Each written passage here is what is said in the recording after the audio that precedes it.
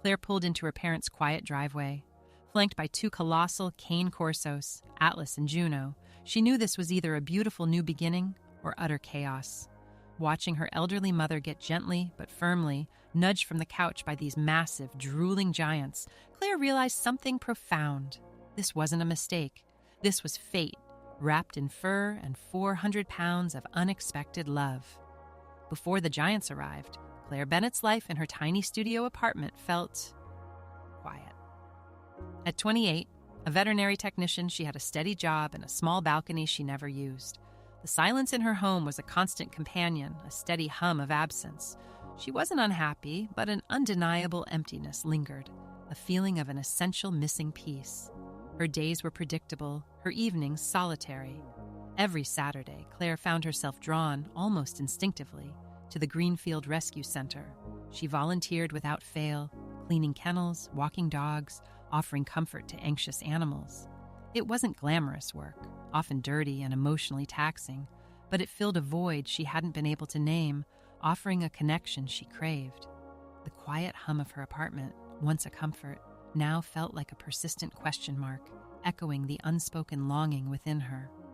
300 miles away, in her quiet suburban neighborhood, lived her parents, Margaret and Robert. Their home was a meticulously kept space, filled with quiet routines.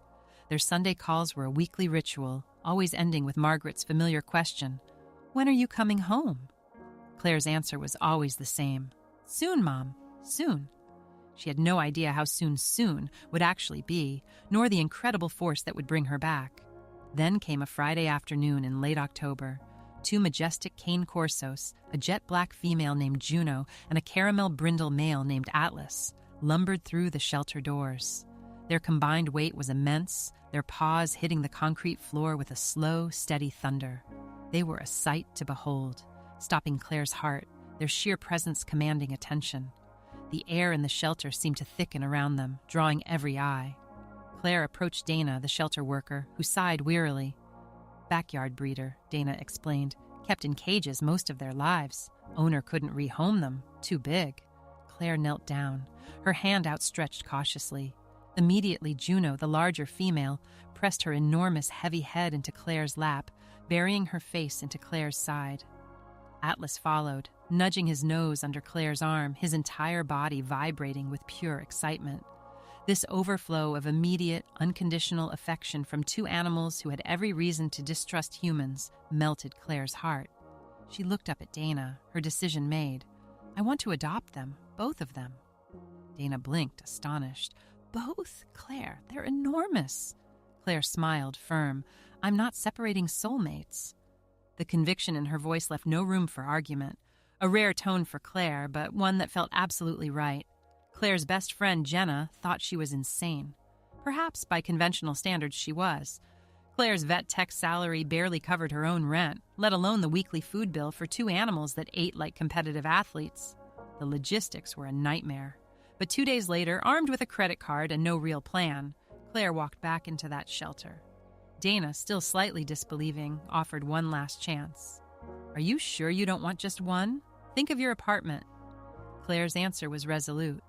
"I already told you, I don't separate soulmates." For 3 glorious months, chaos reigned. Atlas and Juno transformed Claire's tiny apartment into their personal kingdom. Her bed became theirs, her couch became theirs, claiming every available surface. Her entire food budget evaporated, but Claire didn't care. She loved them fiercely, taking them on walks where their combined weight pulled her down the sidewalk like a willing human sled. They were an overwhelming, joyful presence, filling every corner of her life, a beautiful, loud, and furry disruption she wouldn't trade for anything. Then, on a Tuesday afternoon in January, Claire received the call that would change everything. Summoned to a sterile conference room, she was informed of budget cuts, downsizing, and a severance package, effective immediately. The world seemed to tilt. Claire sat in her car in the parking lot for 22 minutes, hands gripping the steering wheel, running numbers she knew would not work. No job, savings for maybe 8 weeks, and 2 enormous Cane Corsos who consumed their body weight in kibble. The crushing reality settled in, a cold, heavy weight. There was only one option, one place left to turn for refuge, home. Back to her parents, back to the town she had spent years escaping, to the familiar comfort and inevitable challenges of Margaret and Robert Bennett. She didn't call ahead or warn them. There was no time, no easy way to explain the impossible situation. Claire simply packed everything she owned into her car. Clothes filled the back seat while Atlas rode shotgun, his massive head resting on Claire's shoulder, a warm, reassuring weight. Juno somehow folded her impressive frame into the rear with the luggage, her steady, warm breath filling the entire vehicle as Claire drove 300 miles through the dark, quiet night. The miles dissolved into a blur of highway lights and the rhythmic hum of the tires, a silent prayer echoing in Claire's heart that everything would be okay. She pulled into her parents' driveway at precisely 9:17 p.m. on a Saturday. Margaret was in the living room with her knitting, the soft click of needles the only sound. Robert was in his recliner with a novel, the room peaceful. The neighborhood was quiet, just as it had been for 20 years. Then the doorbell rang, a sharp, unexpected sound. Margaret opened the door and froze. Claire stood in the porch light, flanked by Atlas and Juno, two creatures that looked, in Margaret's own words later, like something that escaped from a castle in a country I've never heard of, ready to storm the gates. The peaceful suburban evening was about to be irrevocably changed. Juno's enormous wet tongue was already on the welcome mat, sweeping it clean. Atlas let out a low, resonant rumble of excited greeting that traveled through the floorboards and up through Margaret's slippers, a sound like distant thunder. Her scream, when it came, was by any objective measure impressive. "Claire Bennett, what are those monstrosities?" Robert appeared behind her, his novel still open, his eyes wide with a mixture of disbelief and apprehension. "Are those dogs or small horses?" he asked carefully, adjusting his glasses. Claire, trying to suppress a giggle, laughed, already walking past them. Atlas and Juno trotted inside with an air of absolute proprietorship, as if they'd been given a key and a deed, their tails thumping against the antique hall table. "Mom, Dad, meet Atlas and Juno. They're Cane Corsos. They're very gentle, and they're kind of living here now." Margaret's response, "Absolutely not," delivered at a frequency that made the kitchen window vibrate, was technically the beginning of a domestic war that lasted exactly 17 days. A war no one was truly prepared for.